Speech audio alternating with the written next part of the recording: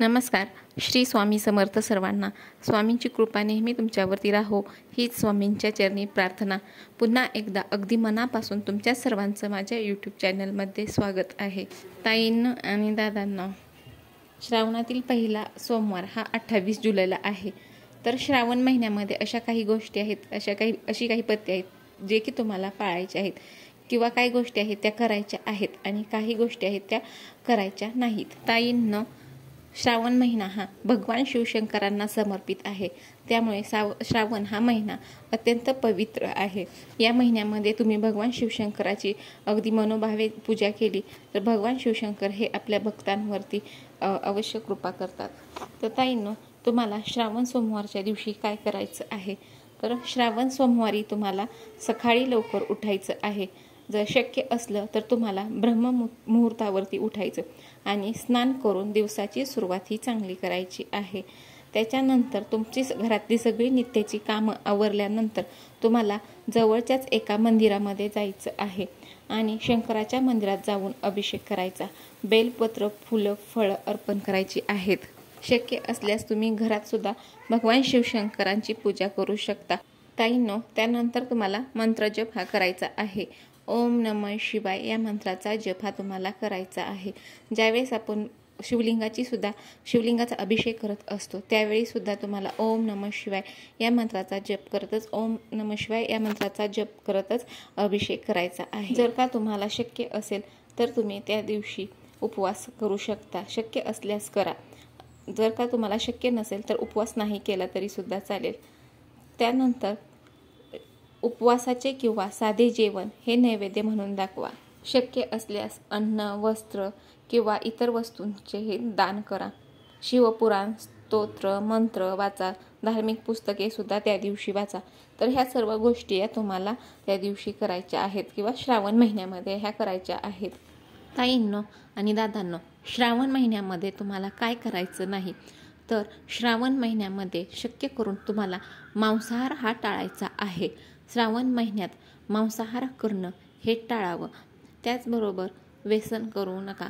कोणत्याही प्रकारचं व्यसन हे श्रावण महिन्यामध्ये करू नका. मद्यपान किंवा इतर कोणत्याही प्रकारची व्यसनं असतील तर ती व्यसनं ही शक्यतो तुम्ही श्रावण महिन्यामध्ये टाळा. त्याचबरोबर खोटं बोलणं, नेहमी खरं बोलायचं आहे. खोटं बोलणं हे शक्यतो टाळायचं आहे.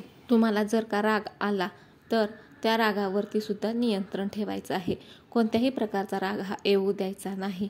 त्याचबरोबर कुठल्याही गोष्टीचा अहंकार करायचा नाही किंवा गर्व करायचा नाही. दुसऱ्यांना वाईट बोलायचं नाही किंवा दुसऱ्याचं वाईट चिंतायचं नाही. शिवलिंगाला शेंदूर वाहायचा नाही. शिवलिंगाला फक्त दूध, पाणी, पंचामृत आणि बेलपत्र वाहायचं आहे आणि फुलंसुद्धा वाहायची आहेत. लक्षात ठेवा, श्रावण महिना हा भगवान शिवशंकरांचा आवडता महिना आहे.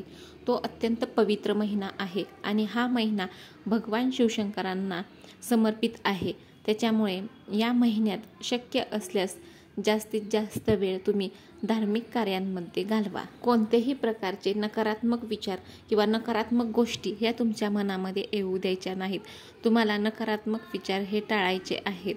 नेहमी नकारात्मक विचार हे तुम्हाला टाळायचे आहेत आणि त्याचबरोबर नकारात्मक गोष्टीसुद्धा तुम्हाला कोणत्याही प्रकारच्या करायच्या नाहीत. श्रावण महिन्यात उपवासाचे किंवा साधे जेवण हे घ्यायचं आहे. ह्या महिन्यामध्ये मांसाहार, मद्यपान आणि दुसरी कोणतीही व्यसनं असतील तर ती टाळावीत आणि शक्य असल्यास दररोज शिवशंकरांच्या मंदिरामध्ये जाऊन अभिषेक करावा.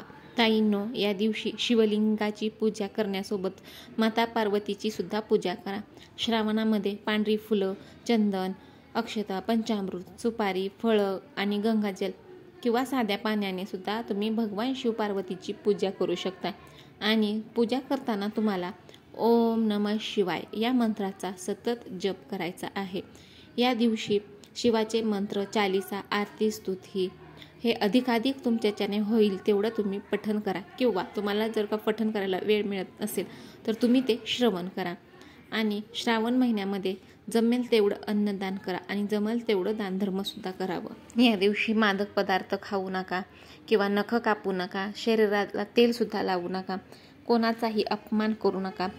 विशेष करून पालक, शिक्षक किंवा मित्र, पाहुणे किंवा आपला जोडीदार किंवा कोणाच्याही जीवाला इजा होऊ नये याची सुद्धा काळजी घ्यावी. ताईंनो, श्रावण महिन्यामध्ये तुम्हाला चुकूनही या रंगाची साडी नेसायची नाही आणि बांगड्यासुद्धा घालायच्या नाहीत. तर तुम्ही चुकूनही श्रावण महिन्यामध्ये काळ्या रंगाची ही साडी घालायची नाही.